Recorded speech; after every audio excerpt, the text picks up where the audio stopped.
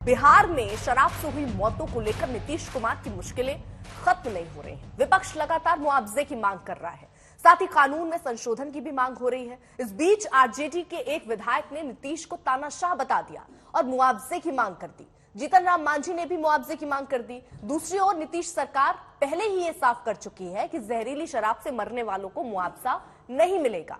आज हम इसी पर हल्ला बोल करेंगे, लेकिन पहले आपको ये रिपोर्ट दिखाते हैं।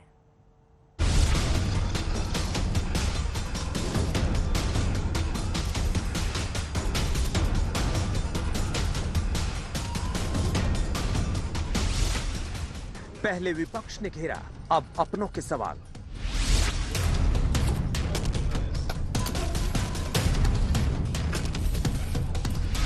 किसकी ड्यूटी है कि बिहार में जहरीली शराब न बने?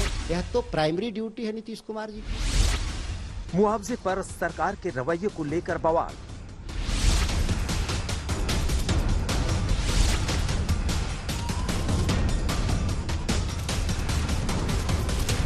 लिखा परदेश किस्मत में वतन का हाल का होगा, और जहां बेदर्द मालिक हो वहां फरियाद क्या होगा।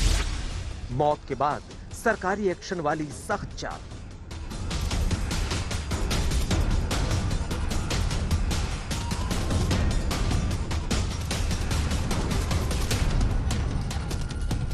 राष्ट्रीय मानवाधिकार आयोग की टीम जाकर के सख्ती से काम करे, कार्रवाई करे।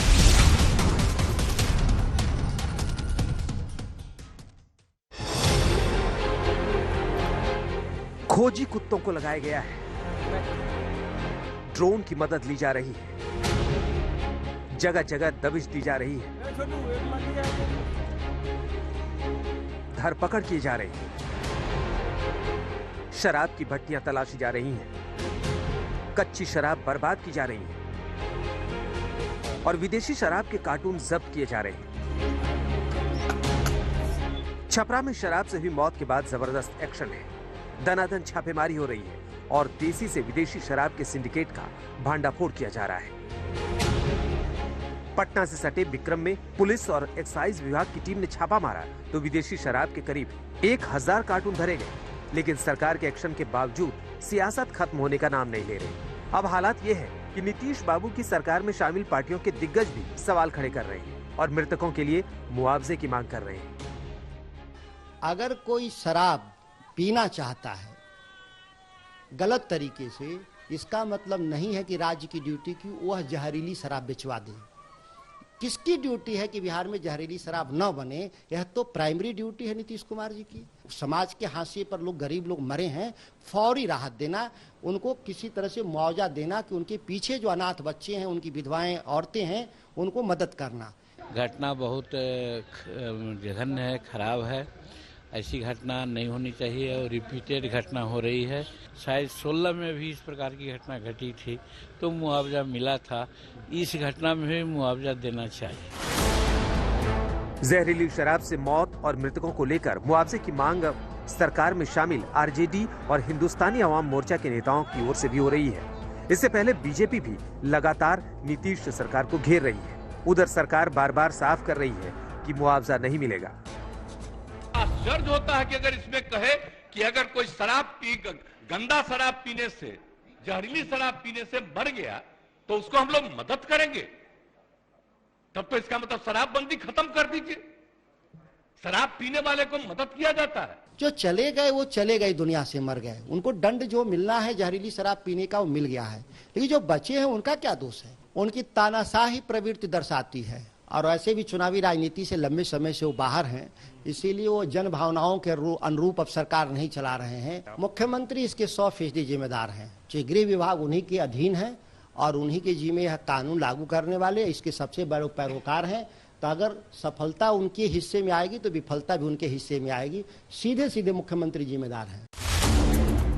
इस बीच छपरा में जहरीली शराब से हुई मौत को लेकर राष्ट्रीय मानवाधिकार आयोग की टीम दिल्ली से पटना पहुंची है। बिहार में गलत शराब नीति की वजह से सैकड़ों परिवार उजड़ गए हैं, सैकड़ों माताओं और बहनों के मांग धुल गए हैं और वहां राष्ट्रीय मानवाधिकार आयोग की टीम जाकर के सख्ती से काम करे, कार्रवाई करे।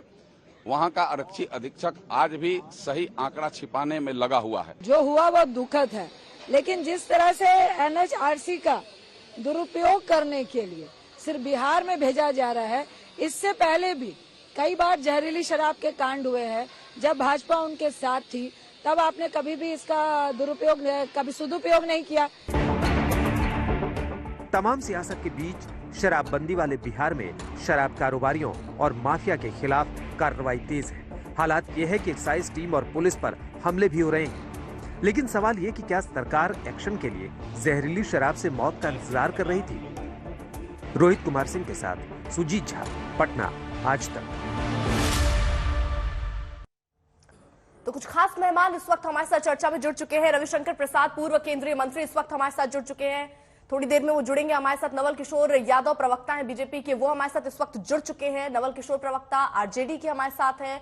माधव आनंद प्रवक्ता जेडीयू के हैं। चिराग पासवान अध्यक्ष एलजेपी रामविलास, वो हमारे साथ हैं। और अजय आलोक, राजनीतिक विश्लेषक, हमारे साथ इस वक्त जुड़ चुके हैं। आप सभी का बहुत बहुत शुक्रिया चर्चा में शामिल होने के लिए। लेकिन शुरुआत माधव आनंद साहब आपसे।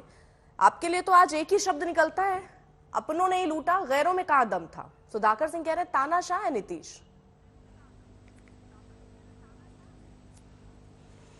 देखिए, लोकतंत्र में जनता जनार्दन जो है सो ईश्वर की तरह होता है और जनता जनार्दन का मैंडेट ही सर्वोपरि है। कौन क्या कहता है, नहीं कहता है, कौन से विधायक क्या कहते हैं या पूर्व मंत्री क्या कहते हैं, वो बहुत ज्यादा मायने नहीं रखता है। शराबबंदी जनहित में लाया गया एक फैसला था और इस शराबबंदी का सब लोगों ने एक स्वर से समर्थन किया था। बिहार में शराबबंदी पूर्णतः लागू हो, यानी एक भी घटनाएं घटित न हो, चाहे जहरीली शराब पीने से हो या तमाम अन्य कारणों से हो, एक भी घटनाएं घटित नहीं हो, इसका प्रयास लगातार सरकार जो है कर रही है। सरकार जो है पूरे तरीके से, चाहे प्रशासन की बात हो या सरकार की बात हो, पूरी तरीके से प्रयास पर ही मैं सवाल रखना चाह रही हूं कुछ आंकड़ों के माध्यम से। घटना घटी है जहरीली शराब से 2020 में करीब 6 मौतें हुई बिहार में, 2021 में 2, 16 में सर ये कानून बना, उसके बाद का जो हम 20-21 का आंकड़ा, और 22 तक पहुंचते पहुंचते 146। आपने कहा ये आप सुनिश्चित कर रहे हैं कि मौत का आंकड़ा बढ़े ना। सर ये कैसे सुनिश्चित कर रहे हैं कि 6 के बाद 2 यानी घटता है 2021 में और 2022 आते आते 146 का आंकड़ा पहुंच जाता है? और पिताजी देखिए, कहीं भी घटनाएं घटित क्यों ना हो, चाहे वो अन्य तमाम बिहार के अलावा तमाम अन्य प्रदेशों में भी इस तरह की घटनाएं घटित हुई है। गुजरात में भी घटना घटित हुई है चुनाव से पहले, हम लोगों ने कोई हाई तौबा नहीं मचाया, क्योंकि जहरीली शराब एक ऐसी चीज है, चाहे कोई भी व्यक्ति पीते हैं तो इसका परिणाम क्या होता है हम सबको पता है। लेकिन उस घटना के लिए उस पर राजनीति करना, अगर एक भी घटना घटित हुई है, किसी की भी मृत्यु हुई है बिहार वासियों की, हम लोगों के लिए बहुत ही दुखद चीज है और सरकार पूरा संवेदनशील है इस पे। लेकिन मुझे लगता है विपक्ष यहाँ राजनीति कर रही है, मौत पे भी अगर विपक्ष राजनीति करे तो मुझे लगता है या तो 1 मिनट देखिए, आदरणीय मुख्यमंत्री जी और उप मुख्यमंत्री जी ने सारी बातों से मैं सहमति है मेरी, लेकिन आप कह रहे हैं संवेदनशील है सरकार। क्या होगा? सरकार अगर ये कह रही है पियोगे तो मरोगे ही, वो कह रही मुआवजा नहीं देंगे, तो सर ये कहां से संवेदनशीलता दिखा रही है, मुझे समझाइए ना। अर्पिता जी, अगर कोई कानून बना हुआ है और उस कानून का कोई दुरुपयोग करके अगर कोई जहरीली शराब पी रहा है और फिर मुआवजे की अगर बात हो, तो मुझे लगता है उस कानून को कोई आप नहीं मान रहे हैं। और सुधाकर सिंह ये भी कह रहे हैं कि शराबबंदी कानून जो है, आप कानून की बात कर रहे हैं, वो कह रहे हैं कानून ही पूरी तरीके से फेल है। मैंने क्या कहा कि देखिए, सुधाकर सिंह जी कोई ऐसे तो है नहीं कि वो सूबे के मुख्यमंत्री हैं, एक प्रतिनिधि हैं, चुने हुए प्रतिनिधि हैं। उन्होंने जिन बातों का जिक्र किया उनकी व्यक्तिगत राय हो सकती है, उनकी सरकार की राय नहीं हो सकती है, वो जनता की राय नहीं हो सकती है। यानी जनता के जनहित में लाया गया फैसला है और सभी लोगों ने एक स्वर से मिलकर, अब विपक्ष के लोग बता दें कि वो शराबबंदी नहीं चाहते हैं, बोल दे शराबबंदी नहीं चाहते हैं। अरे समीक्षा तो होती रहती है। ये कैसे मुमकिन है, जरा मुझे समझाइए, जब सुधाकर सिंह ये कह जाते हैं कि इसमें जिम्मेदारी सिर्फ और सिर्फ नीतीश कुमार की बनती है। नहीं, ये तो भाजपा भी बोल रही है, ये तो जो भी विपक्ष में है वो सब बोल रहा है कि जिम्मेदारी सिर्फ मुख्यमंत्री की होती है। नहीं, अगर पहली तो बात देखिए, इसलिए बोल रहे हैं सर क्योंकि वो इस वक्त सरकार में नहीं है, आप सरकार में है, आप सरकार में सिर्फ और सिर्फ एक कठपुतली के तौर पर, और आपकी जिम्मेदारी नहीं बनती। अगर ऐसा है तो स्पष्ट कीजिए, और अगर आपकी पूरी भागीदारी है तो फिर तो जिम्मेदारी जितनी नीतीश की बनती है उतनी तो आपकी भी बनती है। अगर आप सुनिएगा तो सब स्पष्ट हो जाएगा। जो नकली शराब है और शराबबंदी है, दोनों अलग अलग घटनाएं हैं। जहां पे नकली शराब से लोग मर रहे हैं उसमें सबसे आगे भाजपा शासित प्रदेश है, वहां पर भाजपा की अपनी कार्य क्या है, वहां पर उनकी मांग क्या है, मध्य प्रदेश में क्या है, कर्नाटक में क्या है, हरियाणा में क्या है, गुजरात में क्या है। अगर बिहार में ये घटना घटती है तो वहां पे भाजपा भी शोर मचाती है, वहां पे ऐसी संस्थाएं को भेजी जाती है जो गुजरात में नहीं जाती है, जहां पर कि सरकार द्वारा दिए गए नकली तरीके से ठेके के आधार पर जो पुल बनी है उसमें लाखों हजारों लोग मर जाते हैं या सैकड़ों लोग मर जाते हैं, वहां पे नहीं जाती है। लेकिन एक प्रदेश में जहां पर भाजपा का जमीन पूरी तरह से खिसक गया है, वहां के घटनाओं को देश में सबसे अलग और सबसे बड़ा बनाकर दिखाने का कार्य जो है वह सिर्फ भाजपा नहीं कर रही है। ठीक है, मैं रोक रही हूँ क्योंकि मुझे इसमें बहुत सारे काउंटर है जो मैं आपसे पूछूंगी आगे। लेकिन रविशंकर प्रसाद इस वक्त पूर्व केंद्रीय मंत्री इस वक्त हमारे साथ जुड़ चुके हैं। रविशंकर प्रसाद जी, बहुत बहुत स्वागत है, आप हमारे साथ जुड़े, आपने वक्त निकाला। सबसे पहले तो यही जो लगातार आरोप लग रहे हैं कि मौत के आंकड़ों को अगर आप देखिए तो सबसे ज्यादा बीजेपी शासित राज्यों में भी शराब से मरने वालों की संख्या है, लेकिन सिर्फ निशाने पर बिहार को लिया जा रहा है। ये सीधे सीधे अभी आरोप लगाया जा रहा था। अब देखिए, आपके यहां जो चर्चा हो रही है उसमें आप मुझे मत डालिए, ठीक है? जो बाकी लोग हैं चर्चा करेंगे। मैं आपसे बहुत विनम्रता से कुछ मोटी बातें कहना चाहता हूं। लोकतंत्र है ना, लोकलाल से चलता है ना। ये बिहार का विषय क्यों इतना बड़ा बना है और क्यों इतना बड़ा बनना चाहिए कि बिहार में पूर्ण शराबबंदी है और पुलिस की मिलीभगत है। आज लगभग 80-90-100 लोग मरे हैं। जो मरे हैं उनके बच्चे, उनकी पत्नी, उनके पिता टीवी के चैनलों में कह रहे हैं कि नहीं, कि पुलिस ने दबाव डाला कि बिना पोस्टमार्टम कराए अंतिम संस्कार करो वरना फंस जाओगे। पूरा जाइए, पटना का मीडिया भरा हुआ है और आप भी अपने पत्रकार को भेजिए कि विसरा को संरक्षित नहीं किया गया। जहर की मौत होती है तो विसरा को प्रोटेक्ट करना जरूरी होता है ताकि दायित्व को कोर्ट में प्रूव कर सके। मतलब क्या इतनी बड़ी मौत हुई और पुलिस की मिलीभगत या पुलिस की लापरवाही दोनों दिखाई पड़ रही है। और मुख्यमंत्री सदन में चिल्ला रहे हैं, किस तरह की भाषा का प्रयोग कर रहे हैं आपके सामने आए, जो शराब पिएगा सो मरेगा। यह पूर्णता में कुशासन की एक बहुत बड़ी पराकाष्ठा, इसको समझने की कोशिश करिए। और मुझे यह बताइए कि अगर जो व्यक्ति मरा, जो उसकी विधवा है या जो एक अनाथ बच्चा है, उसका मौलिक अधिकार है कि नहीं कि मेरे पिता को कानून की बिल्कुल लापरवाही करके उनका अंतिम संस्कार किया गया। अगर पुलिस के लापरवाही से ये शराबबंदी को ठीक से लागू नहीं किया गया तो बच्चे हैं, जो महिलाएं हैं, तो उनका मानवाधिकार का विषय बनता है, बनना भी चाहिए। दूसरी बात, ये पहली घटना नहीं है। एक बार आप कृपा करके देख लीजिए, पिछले चाहे वो 16 हो या 17 हो या 18 हो या अभी बेगूसराय हो या छपरा हो या पूर्णिया हो, ये घटना हो रही है। जबकि ये नीतीश कुमार की सरकार की सबसे बड़ी प्राथमिकता है शराबबंदी, आप देख रहे हैं। और उनका जो जिस तरह के शब्दों का प्रयोग करते हैं, उन्होंने इसको अपने अहंकार का विषय बना रखा है। इस पूर्णता में इसको देखने की जरूरत है। और जो बाकी से तुलना की जा रही है, क्षमा करिए, उस पूरे मैं उससे डिफर करता हूं, वो सही नहीं है। ठीक है, लेकिन मेरा खाली कहना यह है कि क्या इस तरह की संवेदनहीनता होगी? ठीक है सर, मुझे जरा समझाइए, 2016 में आपने यानी बीजेपी ने और जेडीयू ने मिलकर ही ये कानून आप लेकर आए थे। आज की स्थिति को देखकर आपको क्या लगता है, कानून में ही कहीं कमी है या उसमें संशोधन की जरूरत है? नहीं, मेरा जवाब बहुत सीधा है। बीजेपी ने इसका समर्थन किया था। आज भी हम शराबबंदी के खिलाफ नहीं है। एक है नीति और दूसरा है नीति का क्रियान्वयन। ये दोनों दो बातें। मैं फिर कह रहा हूं, नीतीश कुमार ने इसको अपना टॉप एजेंडा रखा हुआ है ना। आप क्यों देख रही हैं? क्या सुप्रीम कोर्ट, हाई कोर्ट ने टिप्पणी नहीं की है कि जिस तरह से आप इसको क्रियान्वित कर रहे हैं, लाखों केस लोड हो गए हैं, कोर्ट के ऊपर उसका दबाव पड़ रहा है। सुप्रीम कोर्ट ने फटकार लगाई है, आपको अपने कानून में बदलाव करना चाहिए। और आपकी पुलिस जो है, बिहार में कितना खौफ हुआ है, कितनी हत्याएं हो रही हैं, कितना रंगदारी हो रही है, पटना में, मेरे क्षेत्र में हो रही है, छोड़ दीजिए उसको, बिहार की राजधानी में खौफ का माहौल बढ़ गया है। लेकिन जो आपकी प्राथमिकता का कार्य है, उसमें भी पुलिस की लापरवाही है। तो कहीं ना कहीं नीतीश बाबू को मुख्यमंत्री के रूप में इसका जवाब देना पड़ेगा और इसका उत्तरदायित्व लेना पड़ेगा। और क्या वो सहानुभूति के दो शब्द नहीं बोल सकते?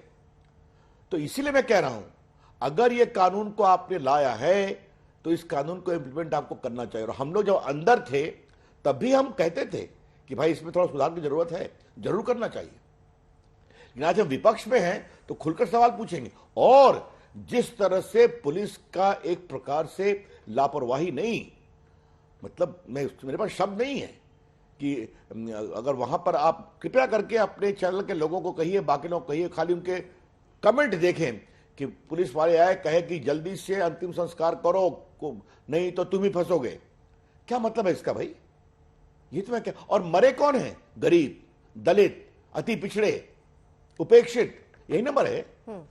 तो ये तो बिल्कुल शर्मनाक आचरण के साथ साथ संवेदनहीनता की पराकाष्ठा है, जो बहुत दुर्भाग्यपूर्ण है। इसीलिए इस मामले की पूरी जांच होनी जरूरी है, जिसमें ह्यूमन राइट्स पे जाए, जिसमें महिला आयोग के प्रतिनिधि जाए, बाल आयोग के प्रतिनिधि जाए, वो सभी इंपैक्टेड है, ये मैं कहना चाहता हूं। लेकिन सर, आप एनएचआरसी जो टीम पहुंची है अभी तक जांच शुरू नहीं कर पाई, क्योंकि सरकार की तरफ से, प्रशासन की तरफ से वो समर्थन नहीं मिल रहा है। लेकिन वो सवाल उठा देते हैं कि गुजरात में भी तो मौतें हुई थी, वहां पर तो एनएचआरसी की टीम नहीं पहुंची, बिहार में ही क्यों पहुंच गई?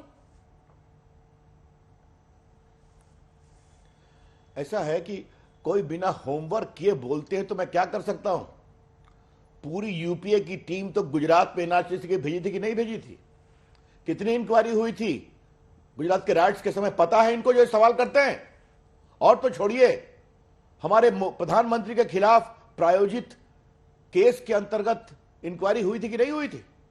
और सुप्रीम कोर्ट ने 9 संवेदनशील केसेस में पूरे मिस्टर राघवन, एक सीबीआई डायरेक्टर थे, उन्होंने जांच करके पाया कि कोई सबूत नहीं है और बरी हुए। तो जो ये बोलते हैं उसके बारे में हम क्या कहें भाई? कृपया करके थोड़ा जांच कर लें, मालूम कर लें क्या क्या हुआ है। लेकिन मैं फिर आपसे एक बात कहता हूं, और ये बात मेरा बड़ा फिर कह रहा हूं, लोकतंत्र बिना दायित्व के नहीं चलता। अगर इतनी बड़ी मौत हुई है, गरीबों की मौत हुई है, दलितों, उपेक्षितों, अति पिछड़ों की मौत हुई है, आपके पास सहानुभूति का शब्द नहीं है? क्या उनका मानवाधिकार नहीं है? और मानवाधिकार का मतलब क्या होता है? मानवाधिकार का मतलब यही होता है जब आपके अधिकार, जो मरे उनके अंतिम संस्कार का एक संवैधानिक अधिकार, पुलिस, उसका दायित्व होता है कि कोई गंभीर मामला हुआ है, सैकड़ों लोग मरे हैं, तो उसकी ईमानदार जांच। तो जो विधवा हैं, जो अनाथ हैं, जो बच्चे हैं, इन सबों के मानवाधिकार का हनन है, तो बिल्कुल इसकी जांच होनी चाहिए। अगर नीतीश कुमार को इतना विश्वास है उनकी सरकार को सब कुछ ठीक है, तो आइए जांच कर दीजिए आप, उसे भागते क्यों हैं? और उनकी पुलिस क्या कर रही है? मैं फिर वहीं पर आता हूं, छपरा हो, आसपास हो, इतनी बड़ी संख्या में गांव-गांव ये पूरा एक प्रकार से तांडव हो रहा था, तो आपकी पुलिस कर क्या रही थी? तो देखिए, मैं आज कोई राजनीतिक बात नहीं करना चाहता हूं, जो बहस कर रहे हैं बहस कराइए, लेकिन मैं कुछ बुनियादी सवाल खड़े कर रहा हूं और हम खड़े करेंगे। और वो हमारा सवाल है कि जब आप मुख्यमंत्री हैं, आपका दायित्व है, उस दायित्व का निर्वहन में इतनी बड़ी चूक हुई है, तो आपको उसकी जिम्मेदारी लेनी पड़ेगी। यही लोकतंत्र का सवाल है, और आपने नहीं लिया है। जो शराब पिएगा वो मरेगा, ये भाषा क्या है मुझे समझ में नहीं आती। लेकिन सर, एक सवाल बार-बार, मैंने अपनी बात आपको सर एक बहुत आखिरी सवाल है मेरा गुजरात को लेकर। बार-बार ये सवाल देखिए पूछा जाता है। 2020 में जहरीली शराब से 10 लोगों की मौत गुजरात में हुई थी, वहां भी शराबबंदी है। इसी साल गुजरात के बोटाद में करीब 40 लोगों की मौत हुई। आपने कहा कि जहां बिहार में मौत होती है तो यहां पर पुलिस जिम्मेदार है, सरकार जिम्मेदार है, तो अगर गुजरात में सर ऐसा होता है तो वहां के लिए कौन जिम्मेदार है? पहले जो इस संख्या बता रही है, इस पर डिबेट करने की जरूरत है। मैं फिर कह रहा हूं, जो संख्या बता रही है, इस पर डिबेट करने की जरूरत है। ये बार बार जब मोरवी की बात की जाती है, स्वयं प्रधानमंत्री वहां गए कि नहीं गए, प्रधानमंत्री अस्पताल गए कि नहीं गए, आंसू पूछे कि नहीं पूछे, एसआईटी हो रही है कि नहीं हो रही है, कार्रवाई हो रही है कि नहीं हो रही है। और जो गुजरात का बार बार रोना रोते हैं, तो अभी तक कुछ दिन पहले चुनाव हुआ है ना, 27 साल के बाद इतना ऐतिहासिक मैंडेट आया है कि हर उम्मीदवार 40-50 हजार वोट से जीता है। तो छोड़िए ना, इस पर क्या मैं बहस करूं आपसे। गुजरात की चर्चा 20 साल से बहुत होती है, अभी हम लोग बिहार पर ही रहे। और बड़ी विनम्रता से आपसे कहना चाहूंगा कि अगर मान लीजिए आपने नहीं काम किया तो क्या, तो फिर क्या उसने क्या किया बताइए? उसने क्या किया? अरे बिहार एक बड़ा राज्य है, अपने दायित्व को समझिए, अपनी कमियों को के बारे में स्पष्टीकरण दीजिए, और आपकी कमियां बार बार क्यों हो रही है, इसका जवाब देना पड़ेगा ना। तो क्या नीतीश बाबू चीजें संभलती नहीं है क्या? ये महत्वपूर्ण चीज है। चलिए, बहुत बहुत शुक्रिया रविशंकर जी हमारे साथ जुड़ने के लिए, इस मुद्दे पर हमसे बात करने के लिए। और भी मेहमान लगातार हमारे साथ बने हुए हैं। नवल किशोर जी, इस पर आपकी प्रतिक्रिया, क्योंकि बीजेपी एक बार सीधे तौर पर इस पर जिम्मेदार नीतीश कुमार को मान रही है। बीजेपी को छोड़ दीजिए सर, जेडीयू के नेता नीतीश कुमार को जिम्मेदार मान रहे हैं।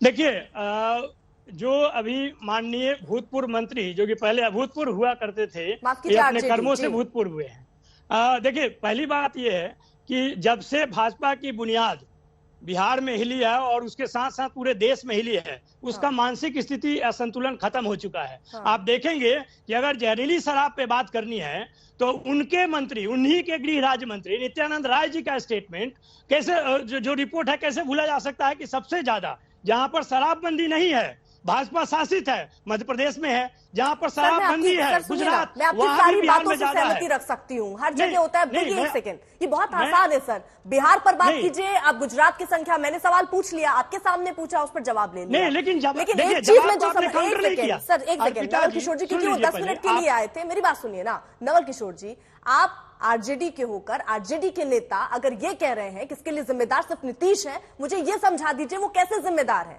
आप सिर्फ आप साथ के लिए साथ हैं या वाकई आपकी भागीदारी कुछ है? मुझे पहले ये स्पष्ट कर दीजिए, उस हिसाब से फिर सवाल हो। मैं एज अ विपक्ष आपसे पूछूं कि आप सरकार में, उस तरीके से आपसे सवाल पूछूं। नहीं, आप ये कैसे मान लिया आपने कि आरजेडी ने सवाल किया?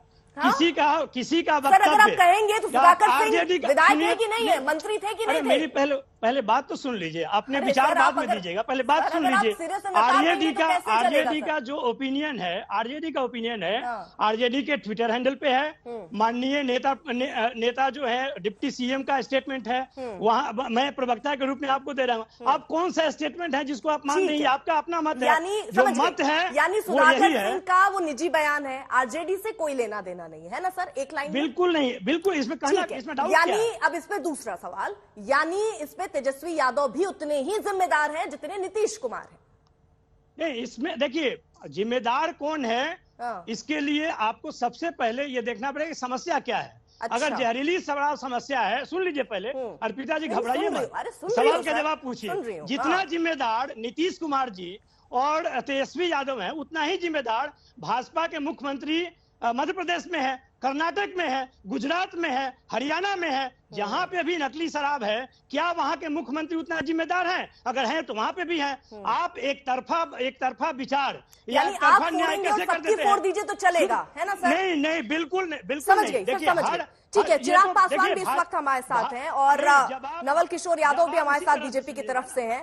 चिराग पासवान भी हैं, अजय आलोक भी हैं। जल्दी से चिराग पासवान से एक रिएक्शन में ले लेना चाहती हूँ कि चिराग, आप लगातार सवाल उठाते रहे हैं, लेकिन जरा बताइए कि आपको दिक्कत कहां लगती है? कानून में दिक्कत है या कानून किस तरीके से लागू हो रहा है उसमें दिक्कत है?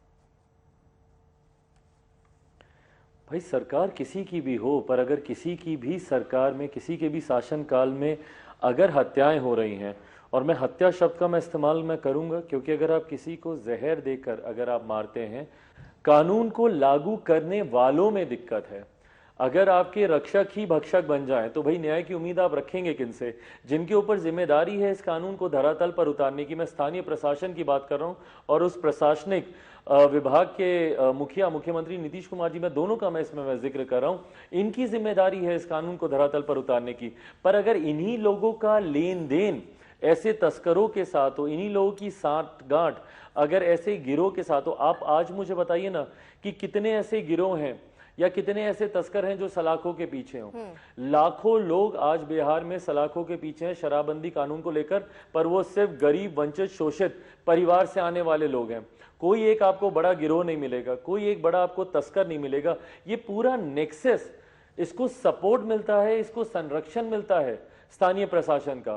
तो इसमें पूरी तरीके से फेलियर, ये सिस्टम, अगर ये कानून अगर पूरी तरीके से अगर फेल हुआ है तो इसमें प्रशासनिक अधिकारियों की बहुत बड़ी भूमिका है, उनके भ्रष्टाचार की देन ये कानून चढ़ चुका है।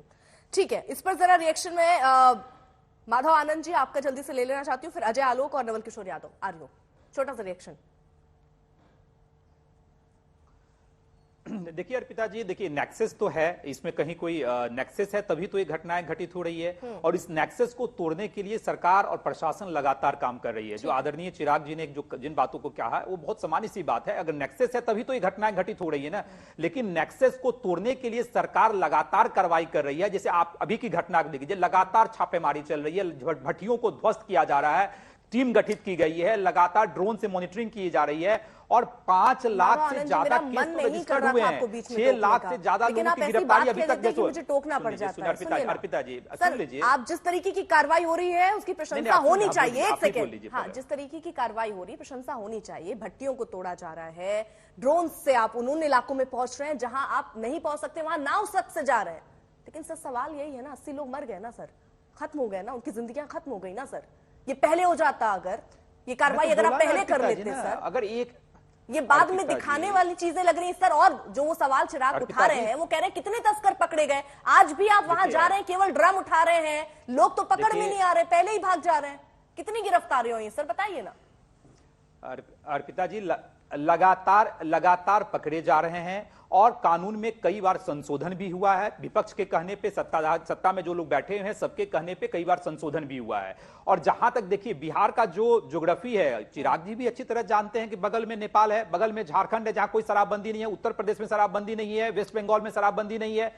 तो बहुत चैलेंजिंग टास्क है। लेकिन चैलेंजिंग टास्क को भी बिहार सरकार ने अपने ऊपर लिया है कि नहीं, कि जनहित में लिया गया फैसला है। महिलाओं ने मांग किया था और उसको मांग को रखते देखिए आज शराबबंदी से कितने बिहार को फायदा है। यही बीजेपी के लोग, यही आदरणीय सुशील मोदी जी जो उप मुख्यमंत्री थे, कितनी प्रशंसा किए थे, उधर वित्त मंत्री भी थे, उन्होंने कहा था कि शराबबंदी के कितने फायदे बिहार को मिले हैं, यानी क्राइम रेट कम हुआ है। तो देखिए जो चीज अच्छी चीज है, अच्छी चीज पे की बात होनी चाहिए। और घटनाएं घटित हुई, हम लोग तो कहते हैं बहुत दुखद घटना है और सरकार एक व्यक्ति को भी नहीं बख्शेगी, चाहे बड़ा से बड़ा व्यक्ति क्यों ना इन्वॉल्व हो, सब सलाखों के पीछे होंगे। शराबबंदी बिहार में है, आगे भी शराबबंदी जारी रहेगा। ठीक है, नवल किशोर यादव।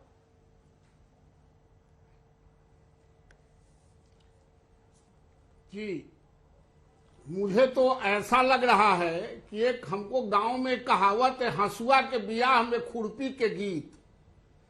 हम लोग बहस करने आए हैं बिहार के बारे में, जो बिहार के गांव के जो गरीब जिनके मौत हो गई है, उनकी जिनकी विधवाएं चिल्ला रही, जिनके बच्चे अनाथ हो गए, जो राज्य सरकार के पहुंच के बाहर और नियंत्रण के बाहर कानून हो गया है, जो पैरेलल नेक्सस बना के एक बड़ा सा एक बन गया है, शराब बेचने वाले का एक व्यवस्था बन गया है। हम लोग उस पर बात करने आए हैं। और अभी कह रहे थे जेडीयू के प्रवक्ता कि महिलाओं के कहने पर हमने बंद कर दिया। अरे महिला यहाँ महिला के कहने पर बंद कर दिया, और जब महिला यहाँ रो रही है, बिलख रही है अपने बच्चों के लिए, अपने परिवार के लिए, उस पर आपको रहम नहीं आता है। कहते हैं जो शराब पिएगा वो मरेगा। आप शराब बेचवाएंगे, इसके लिए आप जिम्मेवारी नहीं लेंगे। आप शराब पिला के लोगों को मारेंगे, इसकी जिम्मेवारी नहीं लेंगे। एक पूरा अर्थव्यवस्था, नाजायज अर्थव्यवस्था बिहार में। और इनके अभी तो सुधाकर सिंह को कह रहे थे कि सुधाकर सिंह का ये बयान हमारा ऑथराइज नहीं है। इनके पूछिए 4 विधायक, इनका रामबली जी एमएलसी हैं, उन्होंने क्या कहा कि हमारे उप मुख्यमंत्री भी शराब पीते हैं, लेकिन नीतीश जी को नहीं कह पा रहे हैं। इनके जितेंद्र विधायक हैं, उन्होंने क्या कहा जिस तरह से भगवान सब जगह है और नजर नहीं आता है, शराब भी सब जगह है और नजर नहीं आता है। और ये बात मैं यह कह रहा हूं कि अगर नीतीश कुमार जी को अगर ये लगता है, आप कह रहे हैं कि 16 में, और जो रिपोर्ट आपने दिखलाया है वो टोटली फॉर्जरी है। जो इन्होंने 2016 में मुआवजा दिया है उसका आंकड़ा देख लें, और जो वहां रिपोर्ट भेजा है उसका आंकड़ा देख लें, कितना डिफरेंसेस है। क्योंकि ये झूठ की खेती करते हैं। अच्छा, हम लोग कहते हैं कि नहीं, ये मुझे समझ में नहीं आया, थोड़ा सा समझाइए। एक मिनट उड़ीसा का, ये आप 2016 के मुआवजे की बात कर रहे हैं, आप क्या कहना चाह रहे हैं? इसको स्पष्ट तरीके से कहिए ना, समझ नहीं आया। अरे नहीं, इन्होंने मुआवजा दिया है, मुआवजा 16 आदमी का दिया और दिखा रहे हैं कि भेजे हैं 2-4 का। ये नीतीश बाबू तो यही कह रहे हैं कि मुआवजा कभी नहीं दिया गया 2016 के बाद से। अरे मैं उसका कागज दूंगा, मुआवजा कल सदन में भी हम लोगों ने प्रोड्यूस किया है। अच्छा, इनको असत्य बोलने की आदत है, ये सरकार को असत्य बोलने की आदत है। ठीक है, माधव आनंद कुछ कहना चाह रहे हो? बड़ा सवाल ये 2016 में मुआवजा दे रहे हैं तो आज क्यों नहीं? वो सही था तो आज गलत कैसे हो गया सर? माधव आनंद नहीं, ठीक है सर, ठीक है। सबसे बड़ी बात है कि मुआवजा किसके लिए बना है? मुआवजा ऐसे ही लोगों के लिए बना है। ठीक है, नवल किशोर यादव जवाब ले रही हूँ। ठीक है, अजय आलोक जी बस आ रही हूँ। अर्पिता जी मैंने तो ये कहा कि नेक्सस है, इसी कारण जो है इस तरह की घटनाएं घटित हो रही है। और जब बीजेपी और जेडीयू की संयुक्त सरकार थी तो जो बीजेपी कोटे से जो मंत्री राम सूरत राय थे, उन्हीं के भाई के यहाँ जो है ट्रक मिला था। अरे बीजेपी के लोग बतावे ना कि शराबियों के संरक्षक तो बीजेपी खुद बैठी हुई है। रामसूरत राय किसके मंत्री थे, किस कोटे से मंत्री थे? उनके भाई के यहाँ जो ट्रक मिला था स्कूल में, किसका ट्रक था? अरे बताइए ना नवल किशोर। सर ऐसा ना हो जाए एक दूसरे की बहुत ज्यादा पोल आप खोल जाए, कल को ऐसा हो सकता है कि एक बार फिर से एक हो जाए, तो थोड़ी गुंजाइश रह जानी चाहिए। करेंगे तो बिहार की जनता भी आपको माफ नहीं करेगी। बिहार की जनता नहीं, भी माफ नहीं एक सेकंड माधव आनंद, मैं इस पर जवाब लूंगी। एक सेकंड, तू मैंने नहीं है, आवाज समझ नहीं आती। अजय आलोक, एक सेकंड, मैं दोनों को रोक रही हूँ। सर नहीं, इतनी अच्छी बढ़िया सी बहस चल रही थी सर, क्यों एक दूसरे पे चीखना चिल्लाना नहीं है ना सर। अजय आलोक,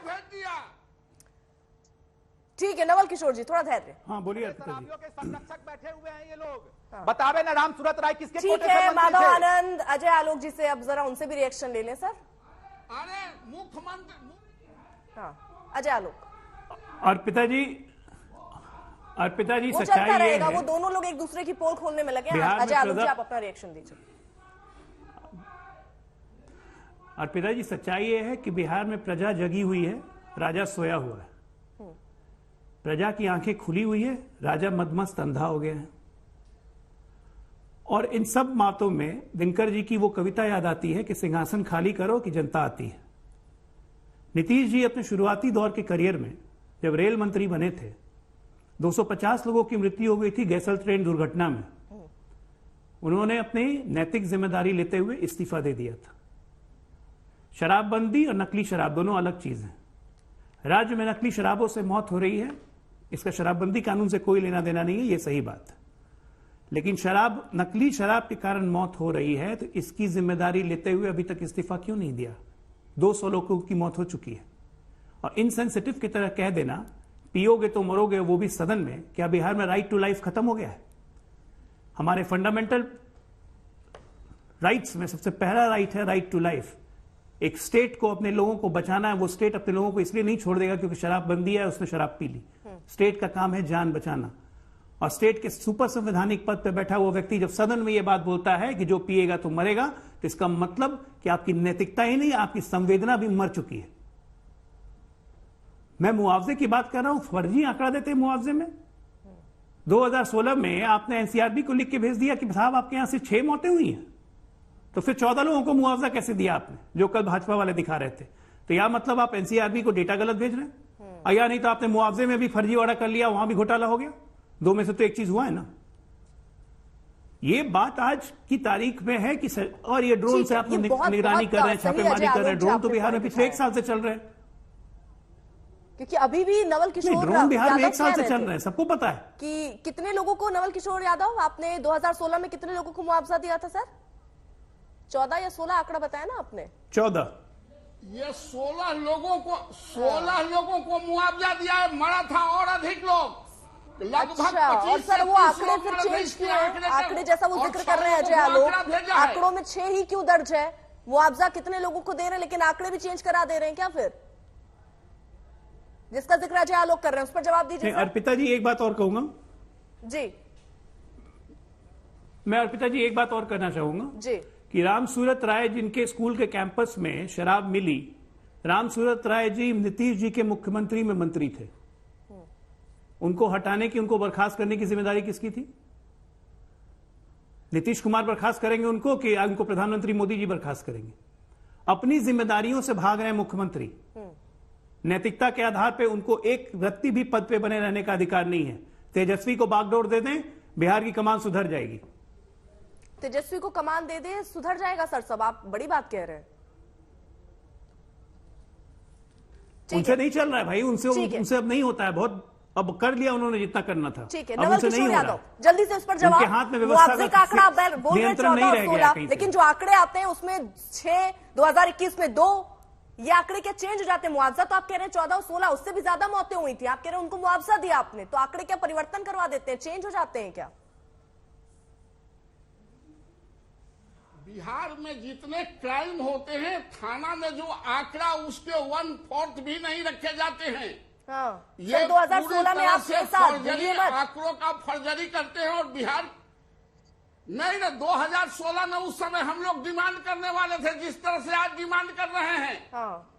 उस समय आरजेडी के साथ थे, ये घूम घूम के चढ़ते रहते हैं मुख्यमंत्री, कभी इधर कभी उधर, इनका चस्का लग गया, जीभ चटक हो गए हैं, बूढ़ा हो गए हैं, बोलने का नियंत्रण खत्म हो गया। जिस तरह के भाषा का कुछ सीमा तो रखिए। ठीक है, कोई पार्लियामेंट्री सिस्टम में कोई जिंदा कौम इस तरह के भाषा मैं आंकड़ा 2020-21 में पूछ रही हूँ, 6 और 2 था, तो 7 थे, तो क्या चेंज हो जाता है क्या आंकड़ा? आप कह रहे हैं मुआवजे की बात, आप कह रहे हैं मुआवजे दिए गए, कई बार ज्यादा दिए जाते हैं लेकिन आंकड़ों में कम दर्ज कराए जाते हैं, आपने कुछ ऐसा ही बोला ना, अगर मैं गलत हूँ? उसका तो प्रमाण है, उसका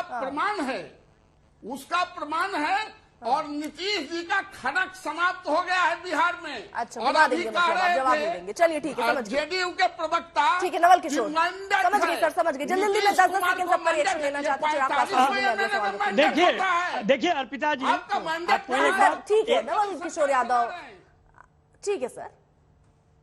देखिए यार पिता जी, आपको ये बात समझ में आ गई होगी कि भाजपा के चाहे रविशंकर प्रसाद जी हो चाहे नवल किशोर जी हो, यह बात स्पष्ट हो गया कि भाजपा का जो बुनियाद है बिहार में ही नहीं पूरा देश में हिल गया है। इसलिए वो क्या कहना चाहती है और क्या करना चाहती है उसको समझ में नहीं आ रहा है। पिछले 15-17 साल में बिहार में रह के बिहार को बेरोजगार प्रदेश बनाना और बनाए रखना किसका काम था?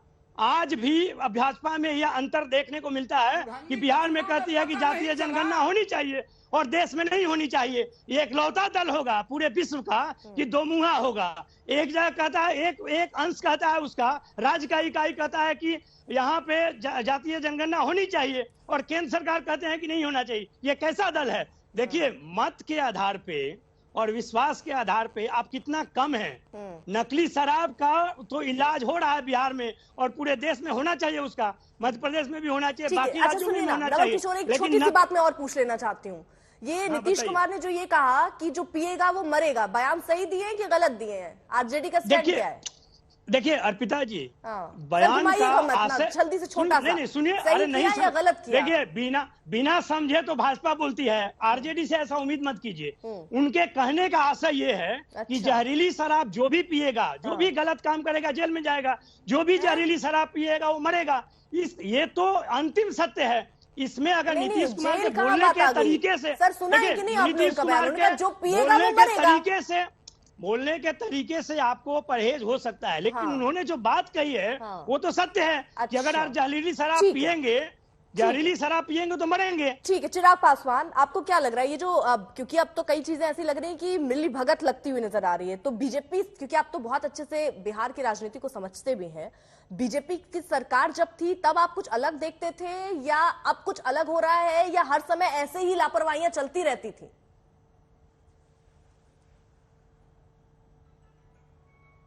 ये 2016 से, जब से ये बिहार में ये कानून आया है शराबबंदी का, तब से निरंतरता में, मैं अपनी बात रखूंगा, मैं किसी दूसरे दल के बिहाफ पे बोलने के लिए अधिकृत नहीं हूं, पर मैं अपनी बात रखूंगा, तब से मैंने इस कानून के लूप होल्स को उजागर करने का मैंने काम किया।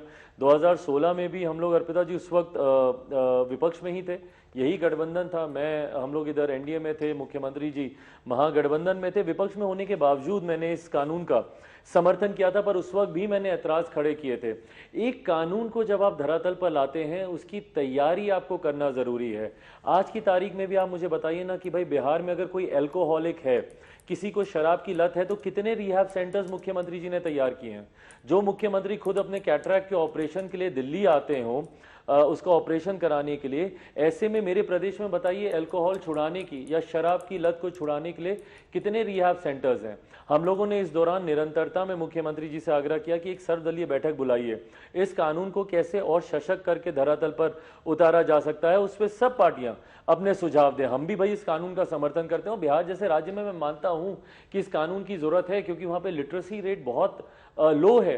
लोग नहीं जानते इस तरीके के पदार्थों का सेवन करने के नुकसान फायदे क्या हो सकते हैं। तो जागरूकता लोगों के बीच में फैलाना जरूरी है। इन 6 सालों में मुझे बताएं मुख्यमंत्री जी ने कितने कैंपेन्स या कितनी ऐसी ड्राइव चलाई इसकी जागरूकता को लेकर कि लोगों को आप शिक्षित करें, उनको जानकारी दें कि भाई इन पदार्थों के क्या क्या हानिकारक प्रभाव हो सकते हैं। तो ऐसे में मुख्यमंत्री इस कानून को सिर्फ अपनी जिद के लिए वहां पर लेकर आए हैं, बट इनके लूप होल्स पे उन्होंने काम करना पिछले 6 सालों में कभी जरूरी ही नहीं समझा, और परिणाम स्वरूप हम लोग ये मौतें देख रहे हैं।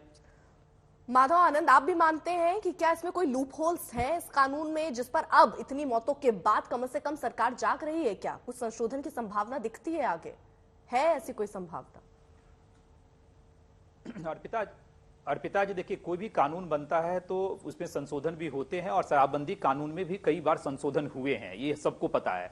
आदरणीय चिराग पासवान जी ने जिन बातों का जिक्र किया, सरकार कितने स्टेप्स उठाए हैं कि लोगों में अवेयरनेस पैदा हो। मुझे लगता है चिराग जी ने भी देखा होगा, भले ठीक है आज जो है वो विपक्ष में है बिहार में, तो वो सरकार का समर्थन नहीं कर सकते, लेकिन सरकार कितनी जो है सो अवेयरनेस पे काम कर रही है यह सो सबको पता है। चाहे वो विज्ञापन के माध्यम से हो या जो है सो लोगों को जो है सो तमाम डोर टू डोर कैंपेन करने के माध्यम से। आदरणीय नीतीश कुमार जी तो खुद हर जिले का दौरा करके शराबबंदी पे कई बार बोले हैं, महिलाओं के साथ उन्होंने बातचीत की है, हर व्यक्ति चाहे समाज के सभी वर्गों के साथ उन्होंने बातचीत की है। देखिए यहाँ कहाँ उठता है ये लोग बार बार, मैं क्या बोल रहा हूँ, कहने के लिए होती है, कुछ दस्तावेज सिर्फ कागज में होते हैं, लेकिन हकीकत में जब जमीन पर उतरिए तो हालात बदले नजर आते हैं। क्योंकि 80 से ज्यादा मौतें हुई हैं। अगर ये कहा जा रहा है कि वो जागरूक थे, लोगों को जागरूक कर रहे थे, लोग जागरूक हो रहे थे, शराबबंदी काम कर रहा है, इस तरीके से मौतों पर कर रहा है, तो बड़ा सवाल खड़ा होता है। आज तक HD सबसे तेज सबसे ज्यादा।